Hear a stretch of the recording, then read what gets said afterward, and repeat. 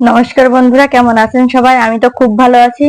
তো আমার একটা মাসিমার মেয়ে এলো আমাকে বাসায় বেড়াতে। আসলে ও বেড়াতেও বলা যায় না, ও এখানে ডাক্তার দেখাতে আসে, তো সেই জায়গায় এলো। তো আমরা দুজন মিলে দৌলতপুর হাঁটা করেছি, তারপরে যে সাদসিক চিকিৎসালয়ে চলে গেছি। ওখানে ও ডাক্তার দেখাতে আসে, আমার বাসায় মাঝে মাঝে আসে।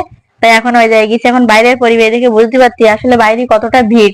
তারপরে কিছু করার নেই, এখন ডাক্তার তো দেখাতেই হবে। যাই বসে বসে দেখি কি অনেক সিরিয়াল, ডাক্তার রুগী দেখতেছে। এই যে আপনারা তো দেখতে পাচ্ছেন, তা ডাক্তার রুগী দেখতে কিন্তু আর কিছু করার নেই, আমাদের তো বসাই লাগবে। আমি বসলাম, অনেকক্ষণ পরে আমাকে সিরিয়াল আইয়ে এখন আমাকে রুগী কিন্তু ডাক্তার দ্বারা হাঁটা করে। আর ডাক্তারটা ছিল জম্বের রসিক, আমরা দাদু বলে ডাকি। তাই এই যে রোগের কথা শুনতেছে, আর হোমিওপ্যাথি ডাক্তারের যাই গেলে দেশের রোগের কথা শুনে এজন্য আর মরতে ভালো লাগে না। তাই যে ডাক্তার দাদুর ধারে ওই জায়গায় দেখি না শেষ। এবার দেখেন কতগুলো ওষুধ দিয়েছে, সব ওই আমার ওই বোনির জন্য। তাই এক এক করে এই ওষুধগুলো সব এই জায়গায় বুঝিয়ে শুনে আমাকে কাছে দেখছে যে এই ওষুধ তখন, ওই ওষুধ তখন, এইরকম করে করে আমাকে কাছে দেখছে।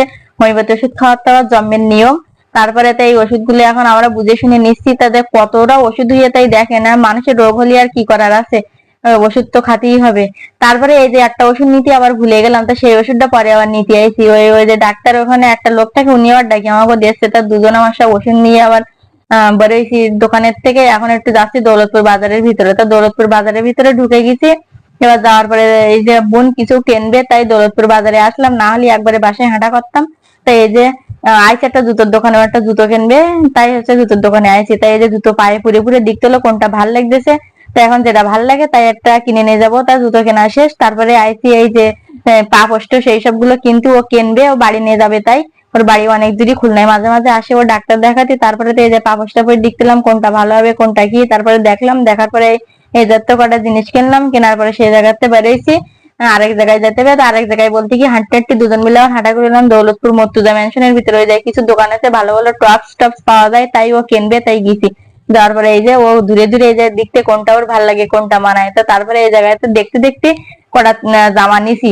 ও নেছে, আমি কিনিনি। তারপরে দুজন মিলে একটা রিক্সায় উঠেছি, বাসায় যাচ্ছি। এখন রাত তো বেশি হয়ে গেছে, ডাক্তার দেখাতে তো মেলা দেরি হয়ে গেল। এখন তো কিছু করার নেই। এখন বাসায় এসে বলতেছি কি দুজন মিলে আজকে খাবো আলু গোলা। তাই ওই যে শুকনো ডাল ভেজে নিয়েছি, তারপরে আলুগুলো সেদ্ধ করে নিয়ে এখন আলু কিংবা গুলতিরটাই দেখেন এই যে লাল লাল ঝাল ঝাল আলুগুলা খাতে কিন্তু জম্মের ভাল লাগে। এখন এই যে আলু গোলা টোলা খাতে এসব গুলো দিয়ে একটু বেশি বেশি ভাত টাত খাওয়া যায়। আমি কত সুন্দর করে গুলিছি, তাই আপনারা একটু দেখেন। এরম ভাই আপনারাও বলবেন না। পেঁয়াজটা একটু ভাজে নিলাম, পেঁয়াজটা ভাজে নিলে আরো ভাল লাগে। তাই এখন এই যে শুধু কি আলু গোলা, সাথে কিন্তু ডিম ভাজি আছে। আলু গোলার সাথে ডিম ভাজি খাতে কিন্তু সেই ভাল লাগে। তা মাঝে মাঝে এইসব আলু গোলা টোলা খাতে গেলি না, ভীষণ ভাল লাগে, আর বেশি বেশি ভাত টাত খাওয়া যায়। তা হচ্ছে আমরা খাচ্ছি। আজকের এই ভিডিওটি কেমন লেগে সবাই জানাবেন। আর আমার ভিডিওটি যদি ভালো লেগে থাকে তার লাইক কমেন্ট শেয়ার করে আমার পাশে থাকবেন। হ্যাঁ, দেখা হবে পরবর্তী ভিডিওতে। সবাইকে অনেক অনেক ধন্যবাদ।